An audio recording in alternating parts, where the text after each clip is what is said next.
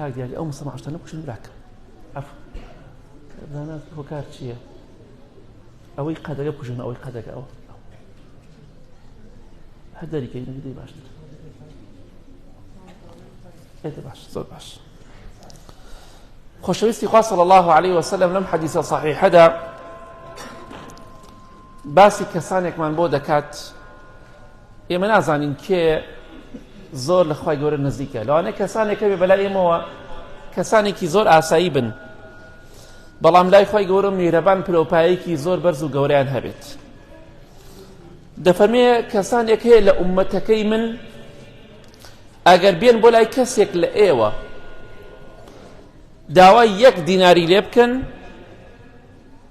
واتە داوای دینارێک ئەو کەسە داوای دینارێک لە ئێوە بکات ئێوە پێی نابەخشن ئەو کەسە بێ بۆ لای ئێوە داوای دەرهەمێکتان لێ بکات پێی نابەخشن ئەو کەسە بێ بۆ لای ئێوە داوای فلسێکتان لێ بکات ئێوە پێی نابەخشن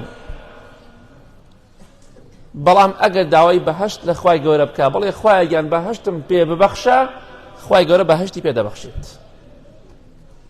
هەتا لە کۆمەڵە حەدیثێکە هاتووە دەفەرمێ کەسانێکی قژیان ئاڵۆسکاوە قژیان چۆتە یەکە پێغەمبەری خوا دەفەرمێ صلی الله عليه وسلم کاتێکە بڕاتە ماڵی کەسێک لە ئێوە هەر بە پاڵ دەریەکەنە دەرەوە واتە کەسانێکن نەک هەر دەرگای لەسەر داخی بەڵکو پاڵێکیشی پێوە نی دەرگاکەشی لەسەر داخی بەڵام هەر سوێنێک بخوات داوای هەرچی لە خوای گەورە بکات خوای گەورە پێبەخشی والله بڵێ خوای گیان سوێن بە گەورەی تۆ بێ فڵان کەس بمرێن یەکسەر خوای گەورە دەیمرێنێ ئەوەندە لای خوا بەڕێزە بۆیە پێغەمبەری خوا فەرمی صلی الله عليه وسلم کەسانێک هەیە بەو شێوەیە ناو ئێوەدا لە ئومەتی منن داوای دینارێک دەرهەمێک فلسێکتان لێ بکەن نایدەنێ بەڵام ئەگەر داوای بەهەشت بکات خوای گەورە پێی دەبەخشێ دەفەرمێ کە کەسێکی ئاوایە جلوبەرگێکی دڕاوی لەبەردایە لا ئێوە ڕێز و حرمەتی نییە بەڵام هەر شتێک داوا بکات لە خوای گەورە پێی دەبەخشێت جا خۆشبەختی بۆ کەسانی کە بەم شێوەیەن وەڵا کەسانێک هەر کاتێ دوعا بکەن خوای گەورە دوعاکەیان قبوڵ دەکات ئەوانە پێشی ئێمە کەوتون ئەوانە لە پیاوچاکان و خواناسانن یەکێک لەو کەسە بەڕێزانەی کە ئێستا وەفاتی کردووە ڕەحمەتی خوای لێبێ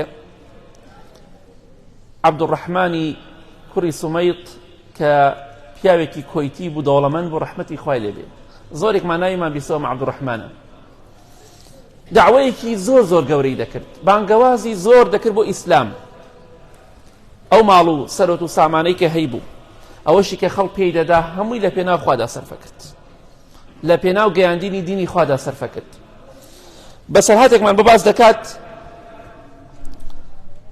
لە قارەی ئەفریقیا دعوە بانگەوازی دەکرد بە چەند ملیۆن خەڵک بەهۆی ئەو موسڵمان بوو چەند ملیۆن سبحان الله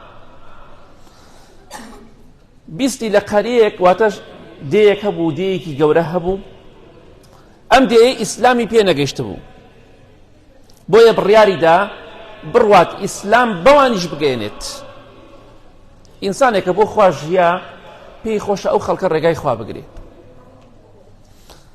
بەڵێ ئەم پیاوە بەڕێزە ئەوانەی کە لەگەڵی دابنووتیان ئەی عەبدوڕەحمان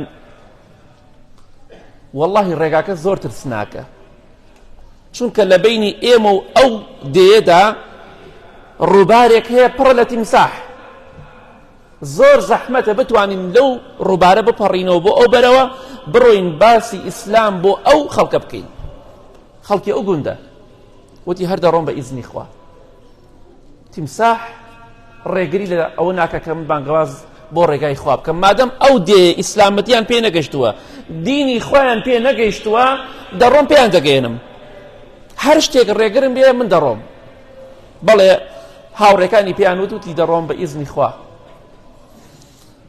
فەرمووی بمبن ڕۆشتن سواری بەلەم بوون بەڵام دەڵێ هەر چوار دۆرمان تیمساح زۆر ترسناک بوو بە حاڵێکی قورس ڕێگاکەمان تێپەڕان و لە ڕووبارەکە پەڕینەوە چوون بۆ ئەو دێیە کاتێکە چوونە دێیەکەوە خەڵکی دێیەکە هاتن بەرەو ڕوومان وتیان ئێوە چۆن هاتوونەتە ئەم بەرەوە زۆر زەحمەتە کەسێک بتوانێ بێتە ئەمبەرەوە، چونکە بەڕاستی لە ڕووبارەکە پڕە لە تیمساحیش ترسناکە دڕندەیە.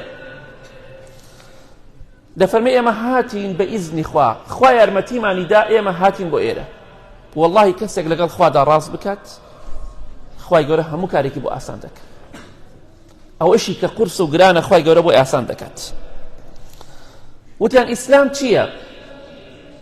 بۆمان شەرحکە. بەڵام گەورەی ئەو دێیە، ئەوەی کە گەورەی ئەو دێیە بوو، وتی ئێمە موسڵمان نابین ئیلا بە مەرجێک نەبێ، مەرجێکمانەیە.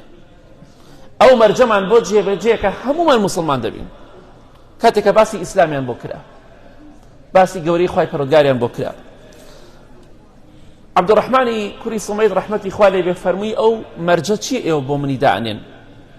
وتیان مەرجمان ئەوەیە چەند ساڵە بارانمان بۆ نەباریوە، وشکە ساڵی ڕووی تێمان کردووە، داوا لە پەروەردگارت بکە بارانمان بۆ ببارێنی، هەمومان موسڵمان دەبین. چەند ساڵە باران نەباریوە لای ئێمە.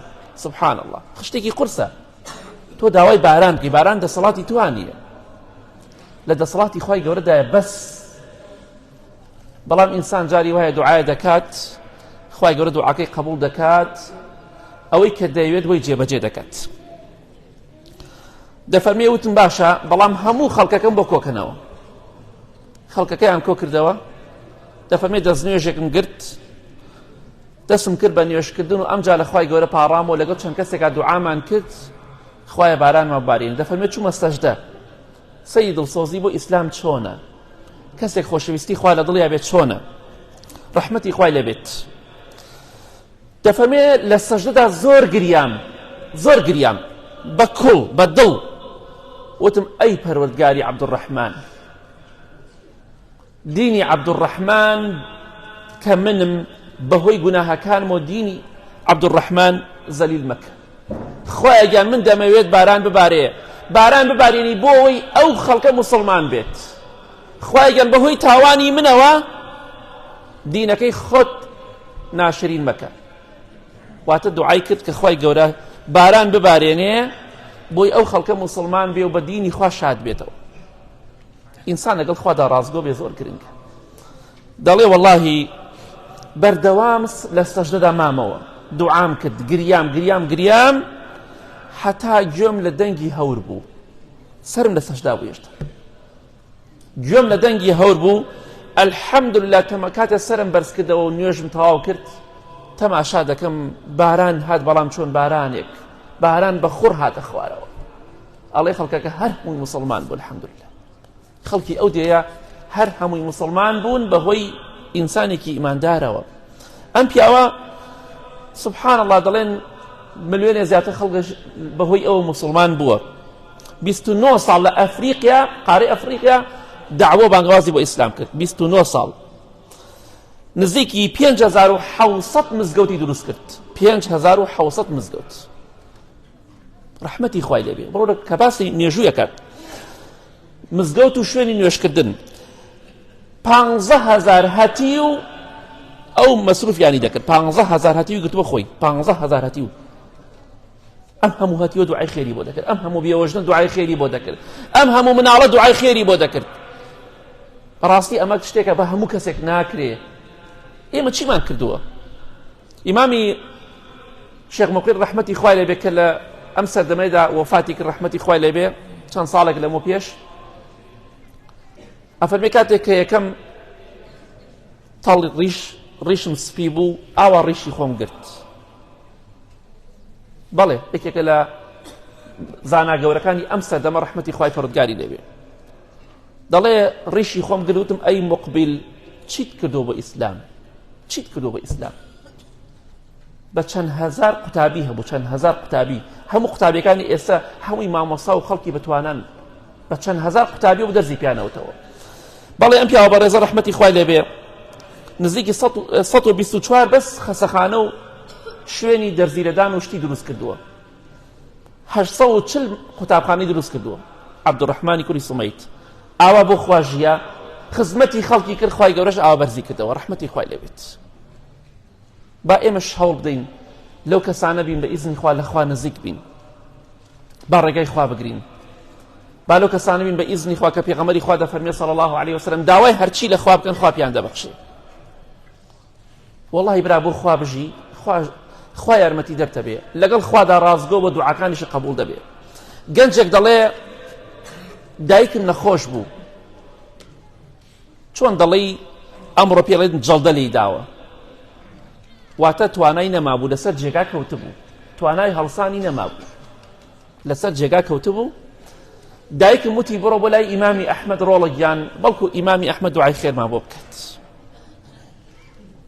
بەڵێ دوعای خێر زۆر گرنگە، بەڵام کەسێک کە حەڵال خۆر بێ خواناز بێ والله دوعای هەرچی بکە خوای گەورە قبوڵی دەکا بە ئیزنی خوا. گەنجەکە دەڵێ هاتم بۆ لای ئیمامی ئەحمەد، وتم ئیمامی ئەحمەد دایکم 20 ساڵە لەسەر جێگا کەوتۆ، 20 ساڵ ئاخر زۆرە 20 ساڵ لەسەر جێگا بکەوی جەڵدە لێتی دابێ، چۆن دەڵێی کەم ئەندام و بێتی توانای هەڵسانت نەما بێ. ئیمامی ئەحمەدیش تۆزێ بێتاقەت بوو، فەرمی کەس نەدۆزیە و من نەبێ، من دوعای خێری چی بکەم بۆ تۆ بۆ دایکی تۆ. دەڵێ کوڕەکە ڕۆشت، گەنجەکە ڕۆشت، ئیمامی ئەحمەد خۆی شکانەوە کە کاتێک گەنجەکە چوە دەرەوە ئەو کەسەی کە لەگەڵیا بوو دەڵێ ئیمامی ئەحمەد یەکسەر دەستی بەرز کردەوە دوای کە گەنجەکە ڕۆی، بۆی کە تووشی ڕیانە بێ. تی خوایە گیان شیفای دایکی ئەم کوڕە بدەیت، خوایە شیفای بدەیت. کوڕەکە دەڵێ گەڕام و بۆ ماڵ نازانم ئیمامی ئەحمەد دوعای خێرم بۆ دایکم کردەوە. کاتێک کە دام لە دەرگا دایکم دەرگای بۆم کردەوە. سبحان الله 20 ساڵە دایکم بە پێوە نەبینیوە، 20 ساڵە دایکم بە پێوە نەبینیوە. والله کاتێ دام لە دەرگا دایکم دەرگای بۆ کردمەوە، وتی والله ڕۆڵە گیان دوای ئەوەی کە تۆ ڕۆشتی خوا شیفای دەم. گەڕام و بۆ ماڵی ئیمامی ئەحمەد، ئەو گەنجەکە لێوتی والله دایکت بەهۆی دوعای ئەوە خوای گەورە شیفای دا، والله ئیمامی ئەحمەد بە تایبەتی داوای دوعای خێری بۆ دایکت کرد، زۆر پاڕایەوە لە خوا کە خوا شیفای دایکت بدات. ئەوەیە کە ئینسان بۆ خوا ژیە ئابە و شێوەی دوعای قبوڵ دەبێت. بەڵام ئێمە وای مەئمون کاتێکە خەلیفە بوو عەزێتی مسلمانانی زۆردا، ئیمامی ئەحمەدێکی بڕوانی کە سجن بوو، عەزێتێکی زۆری ئیمامی ئەحمەدە، چەندەها کەسی کوشت. ئەی قورئان مەخلوقە و دروستکراوە و قورئان کەلامی خوا نییە. کاتێککە زۆر ناڕەحەت بوو ئیمامی ئەحمەد دەستی ئاوا بەرز کردەوە، فەرمی خوایە گیان ئەم مجریممان لە کۆڵ کەرەوە. والله یەڵێ دەستی ئاوا بە دوعای دەکرد، دەستی دانەگرت و لە ماڵ مەئمون و هاوارا و ساڵتیان وا خەلیفە مرد. ئەوەیە کە کەسانێک هەیە خوا ئەوەندە خۆشیانی دەوێ هەرچی بڵێن خوا قبوڵی دەکات. پیاوچاکە بۆ دیدی خوایە لە سەجدا دوی خوایە بمری یەکسەر مردووە، خوایە ئێستا ڕۆحم بکێشە یەکسەر وەفاتی کردووە، خوایە فڵان کەس لە ناو بەر یەکسەر مردووە. بەڵام ئێمە پیاوچاکنین، بۆیە ئەومان بەسەر هاتۆ، بۆ دوعامان قبوڵ نابێت، بۆ بخۆماندا ناچینەوە. خوا ناسان ئابە و شێوەیە دنیا و قیامەتیان بردەوە، با ئێمەش بۆ خوا بژین، دڵنیا بەخوا سەرکەوتومان دەکات. هەر کەسێ بۆ خوا بژی لە دنیا و قیامەت سەربەرزە. جا ئینشاڵڵا ئەوەی کە باسمان کرد ئەمڕۆ ئەوەیە کەسانێکی زۆر هەیە پێشی ئێمە کەوتون، ئێمەش لە کاروانی پیاوچاکان و خواناسان دوا کەوتوین. دوای ڕەمەزان کوا مزگەوتەکان چۆڵەوانیە، دوای مزگەوت کوا قورئان خوێندنمان، کاتێک ئێستا لە مزگەوتین دەخوێنین، دوای چوونە دەرەوە تەواو هەر هیچمان لەبیر نییە. دوای ڕەمەزان چیمان بەسەرا دێ؟ بەس لە مزگەوتە لە خوا ترسمە بە، لە دەریشۆ لە خوا بترسە. بەس مانگی ڕەمەزان لە خوا ترسمە بە، دوای مانگی ڕەمەزانی لە خوا بترسە. بەس مانگی ڕەمەزان ڕێگای خوا مەگرە، دوای مانگی ڕەمەزان ڕێگای خوا بگرە. کەسانێکە بوون پارەگە ئێمەدا لەیلەتول قەدریان ڕەمەزانیان کرد، ئێستا لە ژێر خۆڵدان خوالیان خۆش بێ. خوا دەزانێت ڕەمەزانەکە تر ئێمەش لەکوێ داین، چیمان پێش خستۆ بە قیامەتی خۆمان. با لەو کەسانە بین هەرچی ئاواتێکمان هەیە داوا بکەین لەخوا خوا پێمان بەخشێ. با لەو کەسانە نەبین کە خوای گەورە دوعامان قبوڵ نەکا، ئاواتەکانمان نەهێنێتە دی. جا ڕێگای خوا بگرین، بێگومان خوا سەرکەوتومان دەکات. ڕێگای خوا بەرمەدەن لە ڕەمەزان و دوای ڕەمەزانیش، لە مزگەوت و لە دەرەوەی مزگەوت ڕێگای خوا بگرن. بە دڵنیاییەوە خوای گەورە لە دنیا و قیامەت دڵخۆشتان دەکات، بەختەوەرتان دەکات. یا ڕەبی خوایە نوێژ و ڕۆژ و عیبادەتمان لێ قبوڵ کەی. خوایان پیاوچاکانت چاک کردو، خوایە ئێمەش چاکەی یا ڕەب العالەمین. خوایان ئەوانت ئیسلاح و چاک کردو، خوایان ئێمەش چاکەی. خوایان نوێژ و ڕۆژ و عیبادەتمان لێ قبوڵ کەی، ئاخرمان بەخێر بگێڕی. خوایان ئەوانەی نەخۆشن شیفایان بدەی، خوایان شیفای ئیمانە ضعیفە و دڵە ضعیفەکەمان بدە یا ڕەبی. خوایە ئیمانمان بەهێزکەی، خوایان ئەم ڕەمەزانە بکەیتە کەفارەتی گوناهەکانمان لە مردوەکانمان خۆش بی خوایگەن ئێمەش بەر شەفاعەتی پێغەمبەری خوا بکەوین صلی الله عليه وسلم. آمین آمین آمین وصلى الله على محمد وآله وصحبه أجمعين.